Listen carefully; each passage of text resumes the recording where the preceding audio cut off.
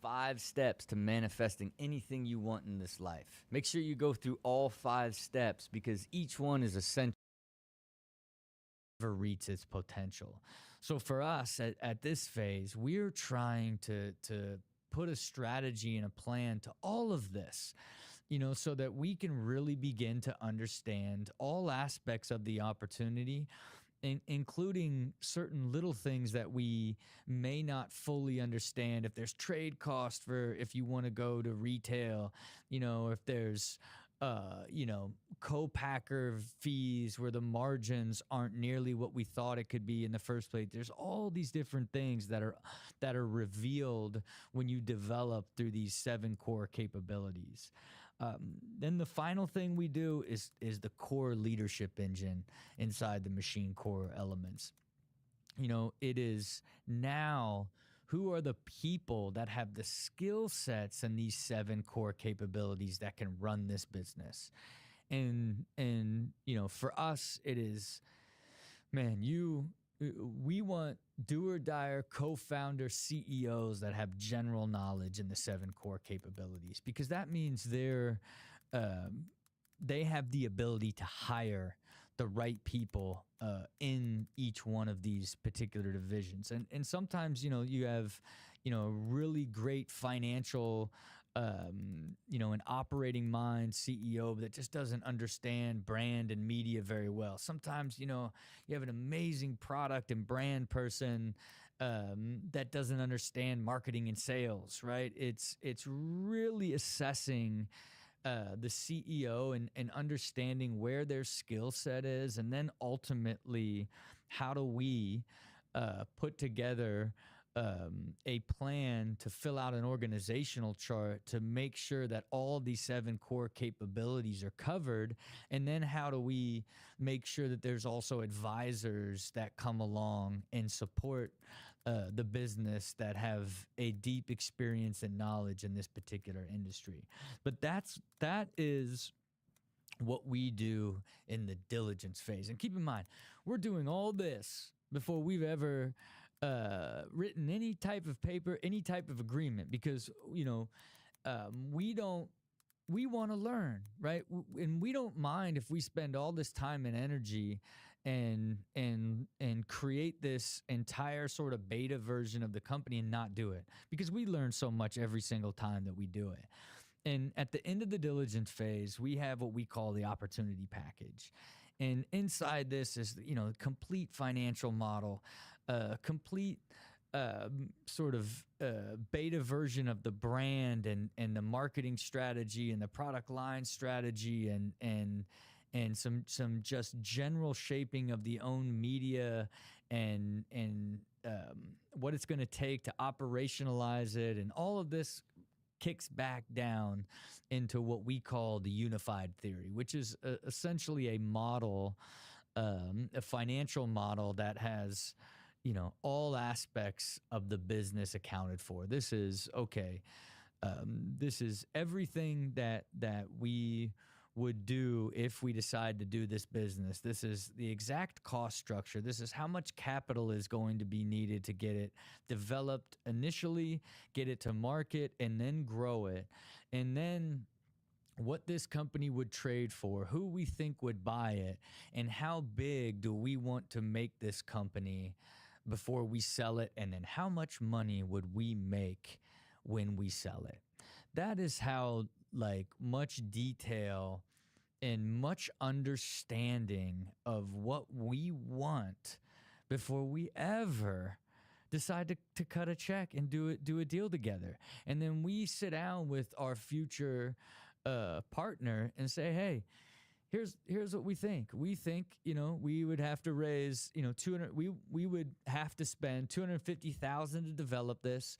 We will help raise the $1.5 million to get to market, and we'll need $2 million of growth and $3 million of a B round to get us to $30 million in revenue, where we think this company can trade for 4 to 5 times that, and we want to sell this company for somewhere around $150 million in 5 years, which at that point, through the dilution and the equity we've given away as part of our option pool and for our employees and different strategics along the way, we at this point will have 35% and you will have 35%.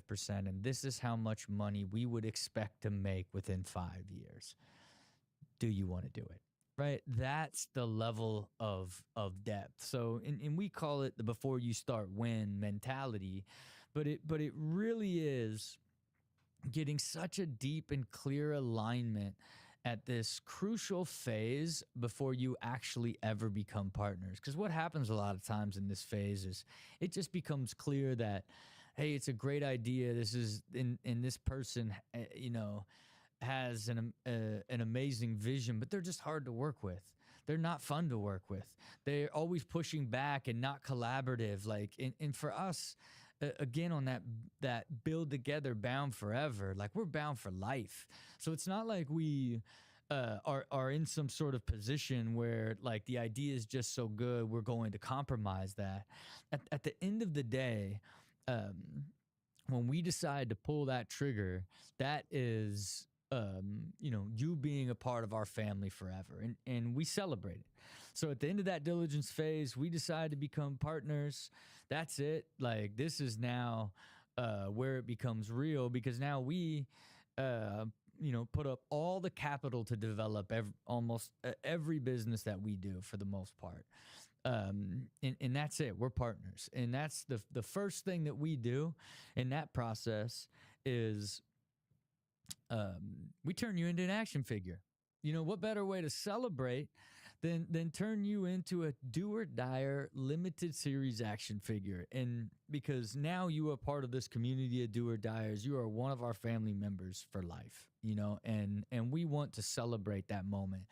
And again, where we integrate our media here is the first time that you as a listener will discover and meet one of our do or die partners will be when we are going through an episode and sharing everything we learned, and then making the decision if we're going to partner or not. That is the beginning of one of our companies being integrated into this show, because part of this show is ultimately, being part of the machine method and the actual process of following along and learning about how we think, the type of companies that we're looking at, and then why we ultimately decide to create and build a company. So now here we are. We have the beta version of this entire company developed. We now funded it. Now we move into our build phase, right? And in the build phase is now taking all of this beta information and that we did in the diligence phase and now making it real, right? From the product side, now we're going out and finding manufacturers and going and actually creating the product that we're going to go to market with. On the brand side, we're hiring agencies and potentially brand managers or creative directors to help us now completely take the beta version of this brand and turn it into a brand guidelines and what will ultimately be the real brand that is brought to market. We also begin at this phase to be to integrating testing at a really high level. And the reason we wanted to create our own community, the machinists, for testing in a feedback loop is we want people to be part of our process, but also be our sounding board and be the ability to be our ears and eyes outside of what we're doing together inside the room. Because there's just, I get too fired up. I think my ideas are the best. And then, God forbid, me and a do or die founder getting all high on each other's ideas and thinking how amazing we are and how amazing this concept's going to be. And then get to market and people just it makes no sense to them, or they don't like it, or for whatever reason, I have learned from doing it many times that you are better served to be constantly testing and getting feedback through the building process, because in the build phase, you still have so much time to do so much failing before you ever start burning money. Because think for us at this phase, we've capitalized it. We've put in the development money. It's usually all of our resources and the single founder, do or die or solopreneur at this point, and our internal resources are now helping create and shape and build the business.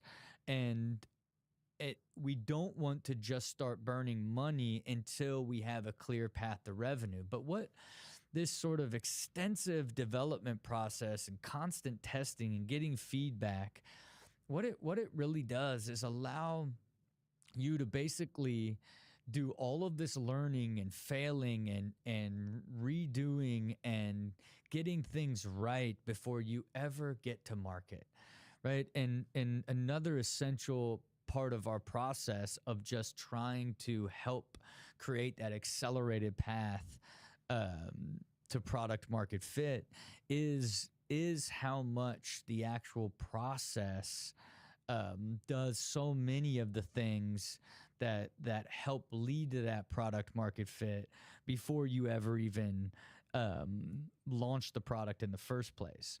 And it's an exciting time. It's the most exciting time that there is in all of creating a business, because it's like you see the product for the first time. It's like, what? You see the packaging design. It's like, oh, then the actual product and the packaging, like, what is this? It's like, oh, the website's done. It is. We say fueled by the joy of creation. It really is the most amazing, extraordinary experience, this phase of building and seeing the whole thing come alive. And it is, something I'm addicted to, and I love doing it over and over, and it never gets old. After we have built this extraordinary brand, we want to get out and raise capital. And raising capital with the right people at the right time, especially at this pre-seed seed stage, is extraordinarily important, because you want strategic capital, celebrity capital. You want every type of capital that is going to add to some advantage in driving revenue, right? Like the type of people that you have at this stage also is very telling to the type of business that you've created. When you can raise capital with the perfect strategic partners very quickly and easily, you have created an amazing brand, right? And now you have all the capital that you've need. You have put together and built the entire brand. Every single aspect of this business is ready to launch. And now it is time to go to market. And go to market is one of the most comprehensive, complex, scary